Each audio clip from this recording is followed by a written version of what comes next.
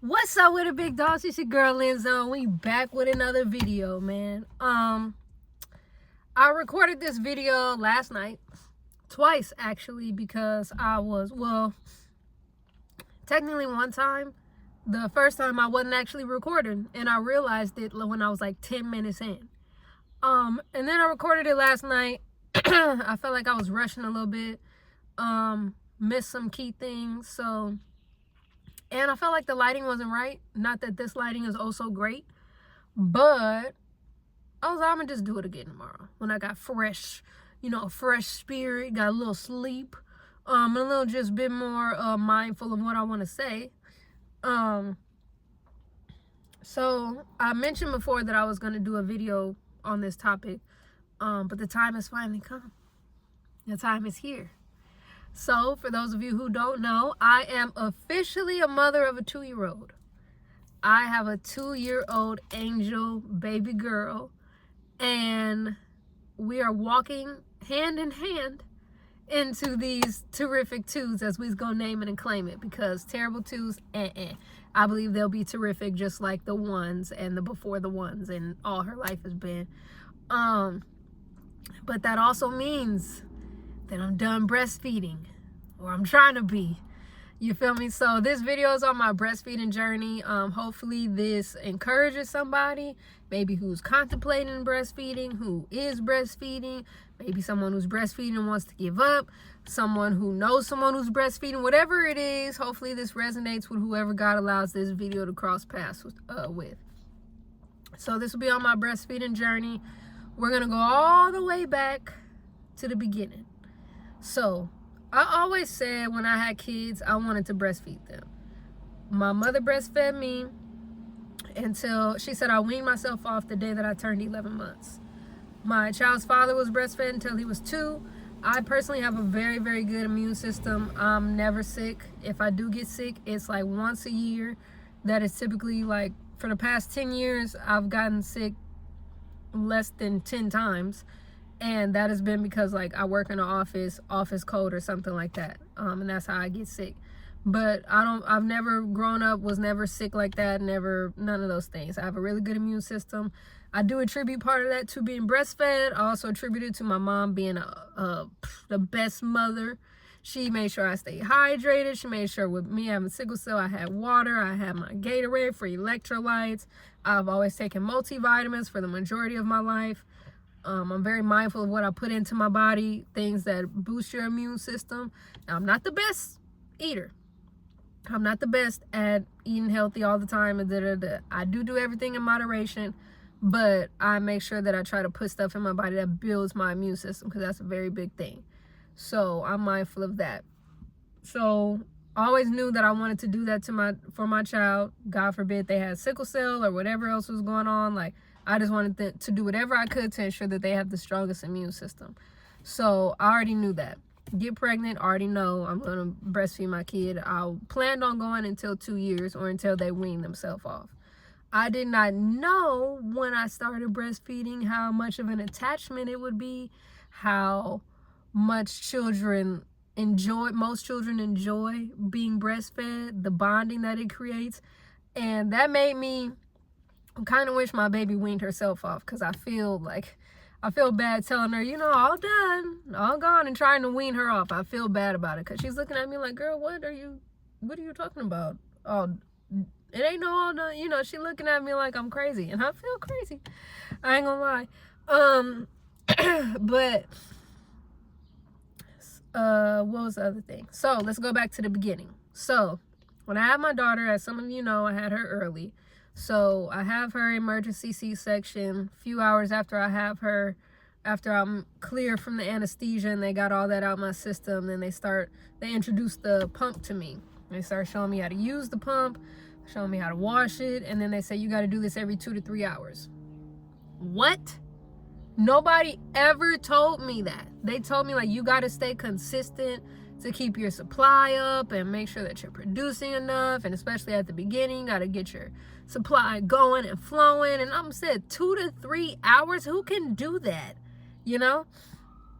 Granted, most people, they get to go home with their baby shortly after, a day or two after they're born. So they just nurse. And then once they go back to work, they start initiating the pumping. My journey obviously was different. So I have my baby. The next day, she gets transported to a different NICU because her lungs were underdeveloped. So they needed to send her to a higher level NICU to ensure that she's getting the treatment that she needs so that she could succeed and thrive. So I'm even more determined to breastfeed, but it is hard because I'm trying to rest. I'm exhausted from what I've been through, the emergency C-section and all that whole traumatic experience and every other stressful thing that's going on. When I do finally get to go to sleep, they're coming in to wake me up, take my blood. They're pushing on my stomach to make sure my C-section thing is all stitched up. That hurts. Got to pump every 2 to 3 hours. That's a task because I've never had to do anything to that like consistent level day in and day out. Like, it's different than being at work and like, okay, every 2-3 hours I got to run this report. This is every 2-3 hours all day, every day. So that was tough for me to process, along with being a new mom early. It was unexpected emergency C-section. So just all those things going through my mind. But looking at the condition of my child, I was like, I already said I was going to do this, assuming I was going to have a child that was born full term and completely healthy. And considering that my daughter is born under these unfortunate circumstances, I'm for sure going to breastfeed. So we kept it pushing.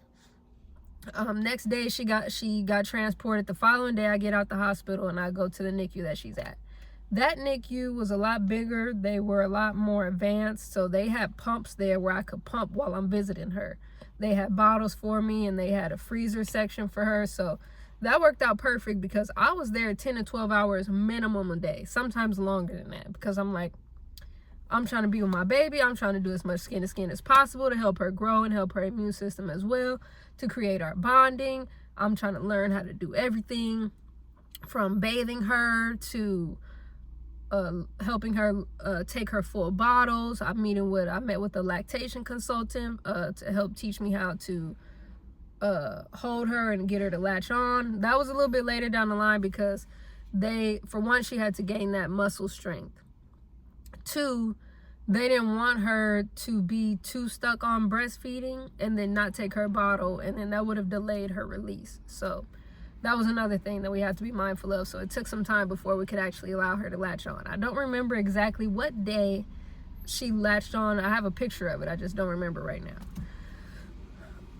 So what's next? So I would pump while I was there, and also I had to be mindful, like, to eat, to sleep. The NICU was like, it was a little distance from my home, and the distance wasn't really like in mileage. It was more so time because of traffic and me being like, if my mom went with me, we in that carpool lane. But if I'm by myself, or I'm going to run an errand first or whatever, and it's later in the day and it's more traffic, then that holds me up. You get what I'm saying? So all that was combined in there. So, and at the time, originally my daughter was getting just pure breast milk. Because they were focused on her weight gain, being as though I had her at 31 weeks and 5 days and she was born so small, they started fortifying my breast milk. Because all breast milk, no matter who you are, is on average 20 calories. So for some kids, that's enough. And 20 calories, like just pure breast milk by itself is very thin. They get hungry faster because it's no consistency to it. It's no thickness really. So they fortified it, which made it thicker, more fulfilling and stuff like that. And it helped with her weight gain substantially. However, though, that she eventually became something like lactose intolerant. So at one point, because she was so gassy, I had to go on a dairy-free and soy-free diet from May 2nd until, I want to say, end of December or so, until she could have dairy again, where she didn't like have a reaction to it. But it was so bad, she would wake up from her naps. She would be like sleep on me, knocked out, snoring as a little angel girl on my chest, doing skin to skin, and wake up from her sleep crying. And I could feel her trying to push the gas out and stuff. So I told him, like, I need you guys to do an x-ray on her, because something's not right. Something's going on with her stomach. Like, I don't know how to describe that feeling, but you could tell that the discomfort was coming from her belly. So they did an x-ray. All it is gas bubbles. So I said, okay, no, just give her pure breast milk going forward. And they said, okay, well, we'll check with the doctor. No, there will be no checking with the doctor. This is my child. Give her pure breast milk. The doctor could call me in the morning and discuss whatever it is he needs to discuss with me. So they did that. Doctor agreed following morning to keep her off of the fortifier and just pure breast milk. The concern was that she wouldn't gain enough weight or keep the weight on. And maybe she would be hungry more often and things like that. However, though, after that, she started to thrive even more. She started to take her bottles, drink the full bottle by itself more and more consistently. She continued to gain weight, and she continued to cooperate. I told her that that's the word of her birthday month, cooperation. I need her to get out of there and come on home with mommy. So then she ended up getting released from the hospital like maybe a week and a half, max 2 weeks after that. So that was a blessing. I thank God for the strength and the courage to stand up for my child and to advocate for her and to really observe her and what she's dealing with and going through, and again, advocate for her. So eventually she gets out. The whole time that she's in there, when I'm there, I'm pumping every 2 to 3 hours. When I'm at home, I'm pumping every 2 to 3 hours. It was times where I couldn't wake up in the middle of the night to pump every 2 to 3 hours. I'm not gonna lie. It was hard. I would be tired.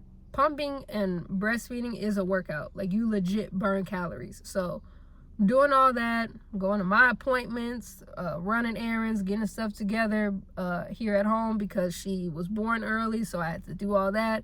And I'm recovering from a C-section. A C-section is not a minor surgery. It's a situation.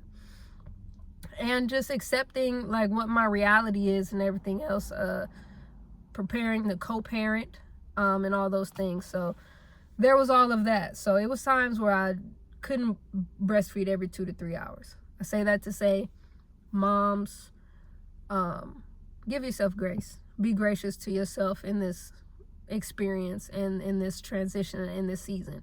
Don't think that you have to have it all together. And like, that's not an excuse to be like, oh, I'm gonna get my, like, it's not, don't use it as an excuse. But if you legit can't pump or whatever, something's going on, that it's a hectic day, like, and you just, it's no way, you got to prioritize, don't beat yourself up. Don't do that. You can get back on track. Take a deep breath, breathe, eat some good food, relax, and get back on track. Like, you can do it. And I know you can do it because you're a big dog, you're not a little cat. And I'm a big dog, I'm not a little cat. And I did it. So my daughter comes home. That's when things do get difficult. Not gonna lie. They got difficult because I had to feed her more often because she was on the pure breast milk. And they wanted to ensure that she was continuing to gain weight. She had home visits. She had doctor's visits. She had eye visits, ear visits, all types of high-risk appointment visits because she was born early. It was a lot. And then doing all that and pumping and not really trying to get her addicted to nursing because we want to measure her intake. We want to make sure that she's eating every so often and just gaining weight and really monitoring that. So there was that. So that did get tough.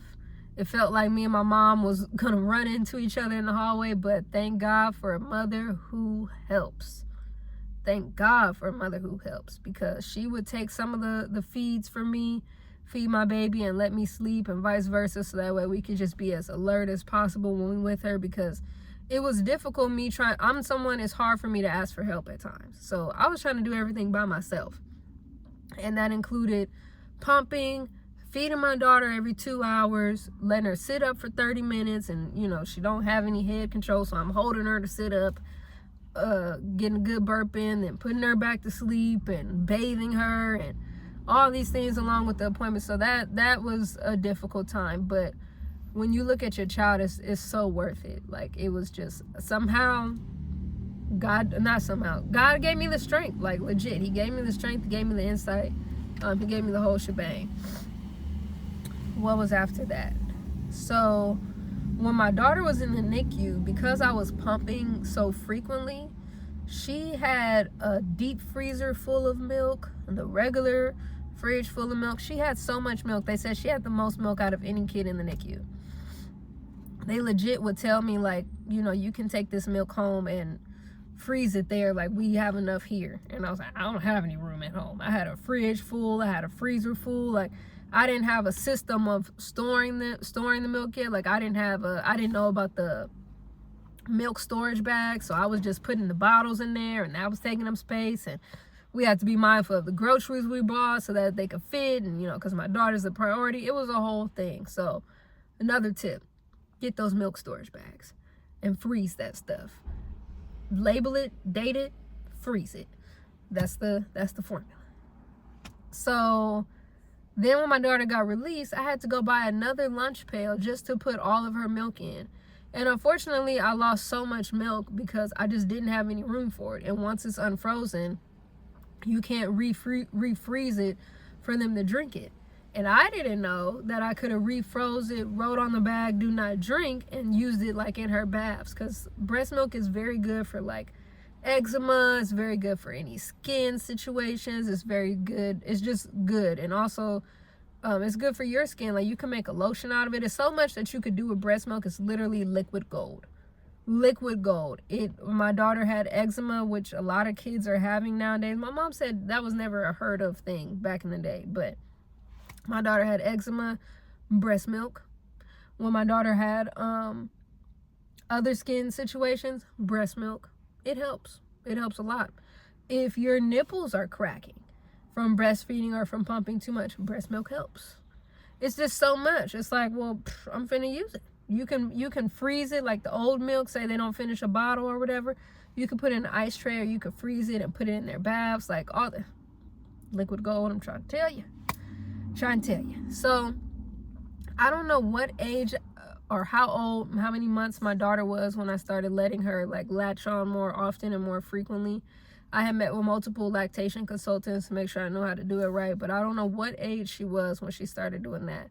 And she was still very cooperative, like when she was with my mom, or when her dad would come and visit her at my home, she would still take the bottle with them. But when she was with me, she would take the bottle and she wanted to nurse. And she continued to be like that throughout time. Once she got to the point where she could drink whole milk, then I didn't have to... Oh, let me backtrack. The next thing was pumping and being back at work. Very difficult. I had to stay consistent as much as possible because my daughter, at some point, she started being able to go with her dad to his home. So I had to have enough breast milk to send with him. I had to have enough for when she came back. I had to have enough for when she was at home with my mom while at work. I had to have enough for when I was home, and say, you know, she's not letting me pump as frequently or whatever once she got a little bit more active. So that all was an adjustment. Every day felt like an adjustment. And I used to produce, like when I started pumping, I was producing like 7 to 9 ounces per pump. And as time went on, that did get less because my schedule, you know, things were going on, and my daughter wanted to nurse, and it was encouraged to pump after you nurse. And I'm like, dog, I'm tired, you know. So it was just a lot of factors, but it was still like a healthy amount. I was still getting 4 to 7 ounces per pump, pumping every 2 to 3 hours. It got difficult when I went to work because I was waking up so early to make sure that I feed my baby and set my baby up for the day before I went to work. I work far. I wouldn't say far, but I had to be there so early that I had to wake up early to prepare for that, is what I'll say. And pump while I'm at work 3 or 4 times gracefully. My job did have a lactation room for the breastfeeding mothers, so that was a blessing.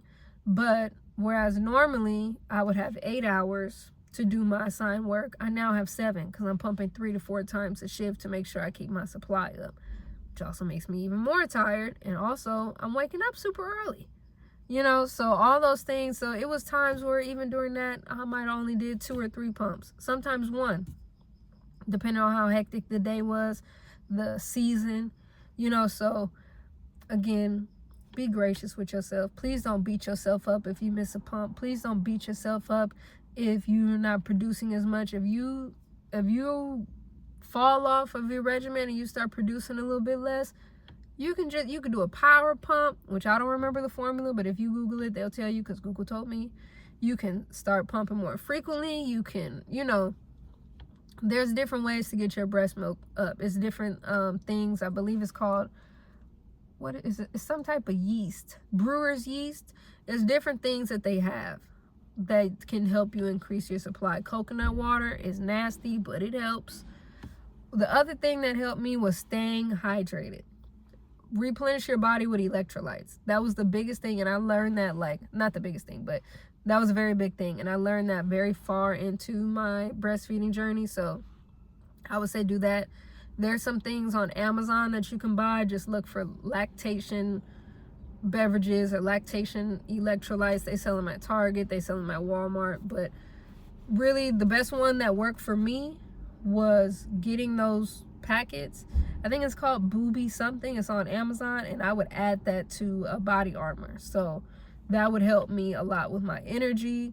It would help me because it wasn't like caffeine, so it wasn't bad for my daughter. I was scared to drink coffee at some points because I didn't want my baby to be like all jittery or whatever. I didn't know the effects. And yeah, so that would help because body armors actually have coconut water in it. So it's just consistently replenishing your body. You have to do that. You have to do that. Another thing that helped was taking a hot shower, letting the water run on your chest. That increases your supply. Those heat pads increase your supply. So all those things, if you're looking to increase and things like that, try those things out. See what works for you. What works for someone else might not work for you, but at least you could say you try to increase it. So I finally navigated pumping while I'm at work. And my daughter gets to the point where she can drink whole milk. So she doesn't need as much breast milk. So that took a little bit of pressure off of me as far as pumping so consistently every 2 to 3 hours, because she was also getting whole milk. But I still had to stay on it because my daughter loves to breastfeed. She'll take a bottle and stuff like that even when she's with me, but she wants to nurse. She'll be like, that's how she says titty juice. And as soon as I come home, that's what she's doing. So there's that. So I had to make sure I kept my supply up in that situation. Next, what was it? My daughter started having more overnight visits with her dad. So I had to be mindful to stay consistent with that, to have enough milk to send with her overnight, whether it was one night, when it got to the point where it was 2 nights, and even when it got to a point where it was 3 nights. And that was,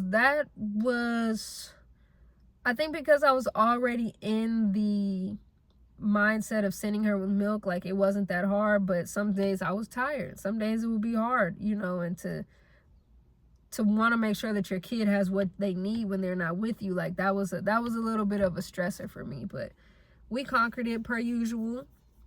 My daughter didn't lack any breast milk because also what I was doing, I was being really mindful when I wasn't, chasing her around or tending to her when she was with her dad, to stay as consistent as possible with nursing. And again, filling my body with things that is going to help increase my supply.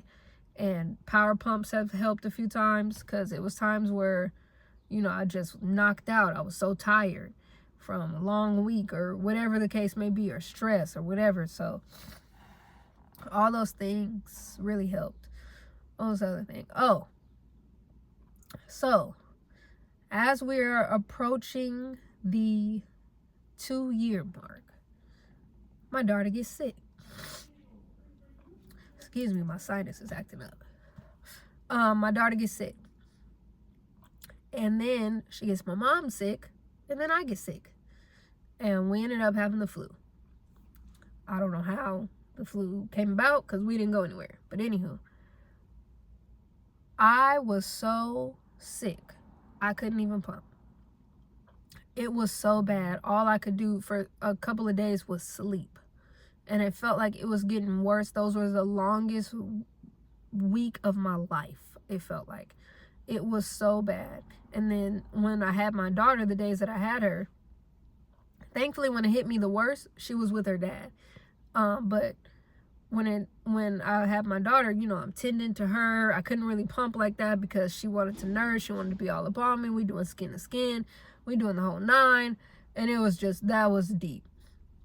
So I got to experience how much it hurts when you stop pumping. Please know that it's not easy. Please know that it's going to hurt. Please know that your chest is going to feel like there's rocks in it. And if you bend over to pick up a pen, you're going to feel it. Feel it deep and bad. It's going to hurt. It is no, I couldn't even lay on my side. It hurt so much. I couldn't wait to pick her up so that she could relieve me.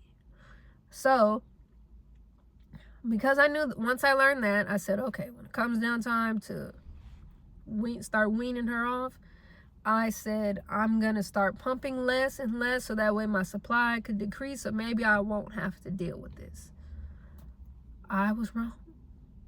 But before we get to that part, so my daughter, when I would pick her up from her father's house, she would want to nurse for like 20, 30 minutes. I couldn't even put her directly in her car seat without her getting ready to cry.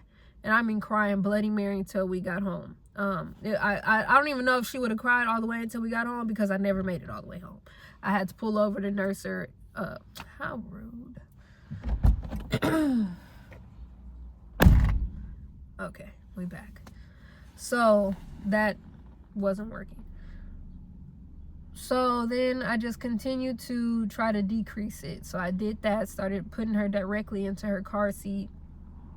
Fussy at first. My daughter can adapt very quickly. So first time or two, she was pretty fussy.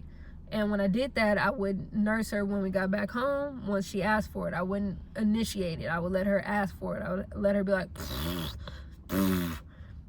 everybody knows. If you know my daughter, you know what that means. Like, even if you met her one time, you know what that means. I used to have to carry that little covering thing. We'll be out to eat. We'll be at family's house, and she'll just,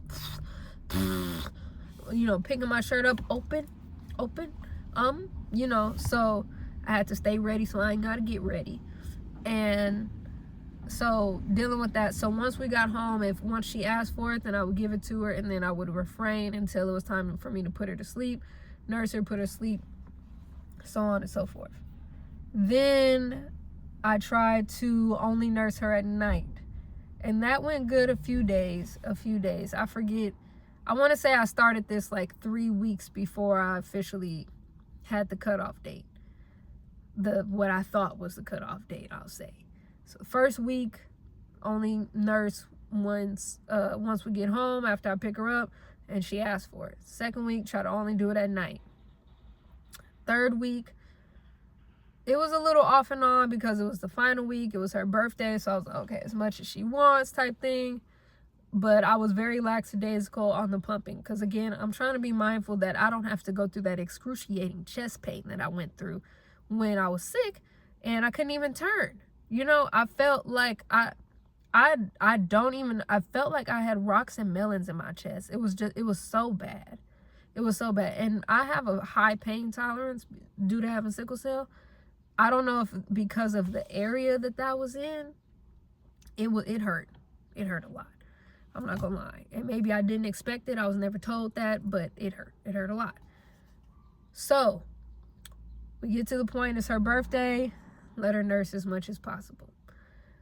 We then, the next day after her birthday, let her nurse as much as possible, as much as she wanted to. Once her dad picked her up, because it was his weekend with her, I planned on not pumping anymore.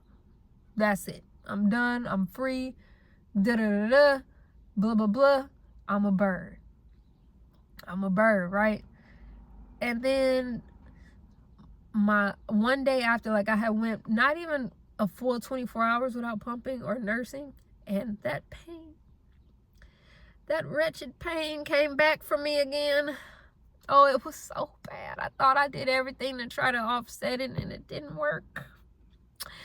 Oh, it hurt so bad. It came back. It was to the point I had to pump. I'm going to be honest with y'all. I'm a very slim person. So I never been too big on the front side, you know? So I was like, oh, this is my chance. where I'm big on the front side. My prayer is finally coming through. So I didn't really want to pump because I didn't want them to deflate. And my mom was like, you need to pump because you're in pain. I don't want you to get a clogged milk duct. I'm like, what's that? And it was just a whole thing. And then it got to the point I couldn't even sleep. I sleep on my side for the most part. I couldn't sleep. So I had to pump. I pumped for like a good, like, I did a quick little 5-8 minute pump. Carried on just enough to be comfortable. And then when I got my daughter back, so I was cool after I did that little 5-8 minute pump. I was cool. When I got my daughter back, she asked the nurse. I said, no, baby, remember, mommy told you all done. Mommy told you it was going to be no more. You big mama now. You big girl. You mommy big girl. You mommy big mama. There's no more. She was like, girl, stop playing with me. Like, give me my titty juice. So she was a little fussy, but then she got over it. Again, she can adapt very quickly. Nighttime was the problem. She was like, ma'am, it's no way I'm going to sleep or you're going to sleep without you giving me some titty juice. She literally played with every toy she had and wouldn't even let me rock her to sleep. She was sleepy, she was fussy, and I said, Blue, like, come on. She was like, no. Eventually, she let me rock her to sleep, and she fell asleep. She woke up in the middle of the night and asking for titty juice. It was too early for me to be arguing with a 2-year-old. So I went ahead and I let her have some, and then I put her back down. So that was a lapse. And then the following day, similar situation happened. But the thing was that throughout the day, where she would normally ask for it all the time, I would tell her, no, baby, remember, mommy told you, it's no more, it's all done. No more titty juice. Because I was trying to mentally prepare her for this moment. I didn't want her to go into like a culture shock or something like that. And so she got better and better with that. So she is doing better with that gracefully. So we're taking it a day at a time. I'm really not to the point where I'm going to argue with a 2-year-old at 1 o'clock in the morning. I just can't, So don't know what I'm going to do about that, but maybe she won't. Maybe she won't if she's been with her dad for a few days, so she'll be accustomed to it even more so. So I don't know. But I'm going to distract her as best I can, but I'm not arguing with a 2-year-old at 1 in the morning. So that's the main little hump that I'm getting over. And also just mentally preparing, or not even preparing, but accepting, what do I do with all this free time? I've dedicated my body to my child for over 2 years, including pregnancy. What do I do? What do you mean I don't have to be mindful of taking my portable pump with me, or pumping before I go somewhere or whatever? Those extra 20-30 minutes each pump, they add up. What am I supposed to do with all this time? Who am I without my pump? You know what I'm saying? It was a little bit of an identity situation going on there. And then so I decided that I wasn't able to work out when I was pumping because I would just be so tired. Pumping is legit a workout. You burn calories. That's why some women who breastfeed, they snap back from their pregnancy body like that, because you're burning those calories when you're breastfeeding. It's legit a workout. You feel tired afterwards. If you know. So I decided, well, I'm gonna get back working out, because before I was pregnant, I was working out 5 times a week, 4 times minimum. My job has a gym, so I was going into the gym on my lunch break and working out, getting me a little sweat on. I had my deodorant, I had my weighted jump rope, I had my ankle weights. They have what are they called? The Bowflex dumbbells. I had all that, the treadmill, the whole 9. So I was working out consistently. I'm very big on fitness. I'm very big on taking care of my temple. I think I inherit that from my dad, because my dad is a very active human. So then what happens? So I decided I'm going to join a gym. And the reason I decided to join a gym was that, 1, it'll get me out the house. 2, I need to be accountable. And the only way that I'm really going to be accountable is if I'm paying for it. So I joined a gym that's not too far from my home, so I'm able to wake up super early still and go to the gym before I go to work. And it has been blessing me. It has been good for my mental. It's been good for my physical health. It's good for my spiritual health, because one of the, oh, excuse me, that was a burp.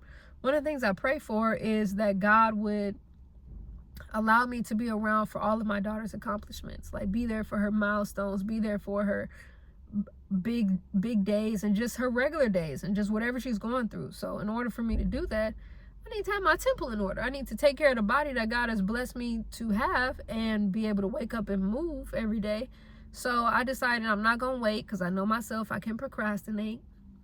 So I went ahead and joined the gym. I joined on a Monday. I went the next day and the day after that. And I think I've gone 5 or 6 times since joining. So that's really good, because that's less than a 2-week span of me going 6 times already. And I hadn't been in the gym in I don't know how long. And I am so grateful for that. Another thing was, how would I say it? Oh, snap, I lost my train of thought. Oh, gosh, I lost it again. My Lord, help me, help me, help me. Holy Spirit, help me, help me. Yeah, so joined the gym because I have to be accountable, and I needed something to make up my time with. And what was the other? I ain't gonna lie, y'all, I completely forgot. I have no idea. I have no idea at all what I was gonna say. I just know that I joined the gym. And yeah, I'm kind of just taking this journey day by day. Oh, that's what it was. I am so proud of myself, because for completing 2 years of breastfeeding, because it is like another job, and it is hard. And it was times where I considered giving up. It was times where it seemed impossible to keep going. And I'm so proud of myself for continuing and pressing forward, keeping my baby in mind, because I love doing anything for her. I don't care if I'm buying her a towel. I love buying her towels. I love rubbing Aquaphor on her feet. Whatever I can do for her, I love doing. And breastfeeding, although I wasn't too fond of pumping, I was very fond of doing whatever benefited her. And before I had my child, I had kind of lost my spark to do things and to complete things and to push myself even when it was hard. And I thank God for my daughter. I thank God for the time that she entered my life. I thank God for the blessing of parenthood, where I was able to complete that, in the strength that God had to pour into me, because it was not of my own strength. I want that to be very clear. It was hard. It will be hard, but when you think of that little baby, you think of that angel, you think to that one, and the bonding that comes from it. Like, my daughter and I are so close. And granted, it's not just because I breastfeed. We're close because we're close, and because I pour into that relationship. But just all the benefits of it,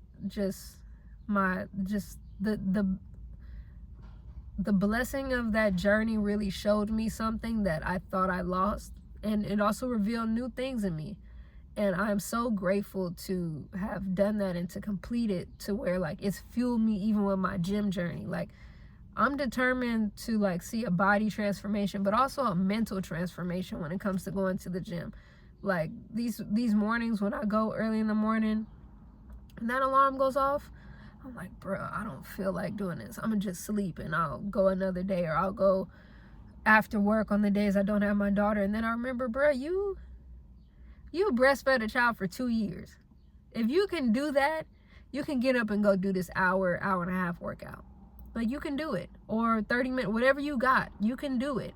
Just be consistent. Like, you can do it. You've already proven to yourself that this is something that you can do. So just go ahead and do it. And that's what gets me, like, yanks me out the bed. So that's just encouragement. Like, moms, you can do it. Like, you can do it. You can, even though it seems hard, you can do it. God will give you strength. God will give you a plan on how to work that out. God will pour into you, and God will give you the resources that you need. And it'll be a beautiful journey. And I'm not saying everybody has to do 2 years. that was just for whatever reason, that was my goal. But you know, if you do 6 months, if you do 1 year, whatever you can do, like, I'm encouraging you to do it. Lean on God for the strength. Think about the benefits. It's going to be hard. If you drink, you're not going to be able to drink, which was fine with me because I was never a big drinker anyway. And then I had already went 9 months without drinking. If you smoke, you're not going to be able to smoke. Cool with me. I had already cut that out before, you know, when I got pregnant. So that was cool. And I was just so concerned and so in love with my child that it was fine for me to put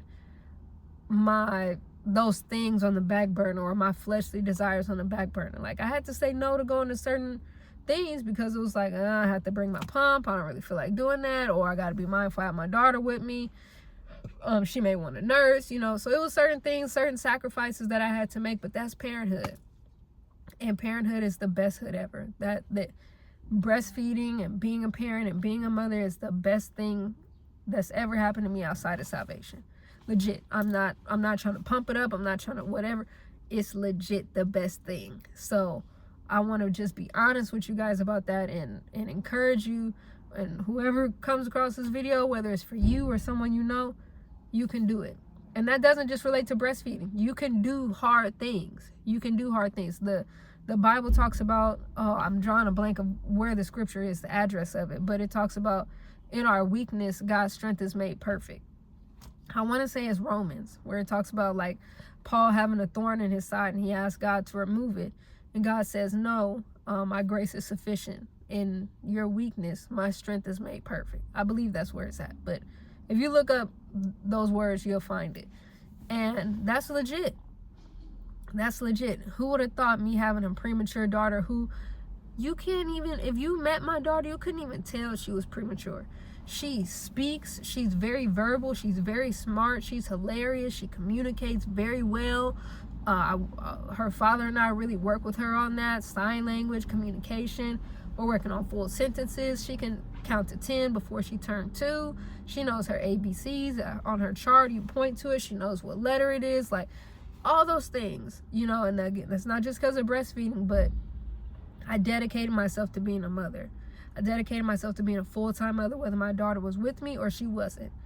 And I'm so grateful that I did that and was that dedicated, because it's helping me even after the fact of me not breastfeeding anymore. It's helping me keep my temple up to date, or healthy and active in my mind, so that I can be there and continue to be that full-time present mom for my daughter, for my angel baby girl who I'm so blessed to have. So this is encouragement. I pray that it helps you. Keep going. Keep pressing forward to the things you want. You can do hard things. You're a big dog. You're not a little cat. Never, ever, ever, ever, ever forget that. And you can do it. You can do it. I know you can. I believe in you. God got you. And yeah, I'm praying for y'all. So I believe that's all I got to say. That's all I can remember at this moment. So I pray that this video blesses you. If the Lord leads you to like, comment, and subscribe, or share, please feel free to do so. And you go on about your day. You have a blessed day. Look both ways for you cross the street. And make sure you smile. No matter how hard the day is, make sure that you smile and try to help someone else smile, okay? Love y'all. Bye.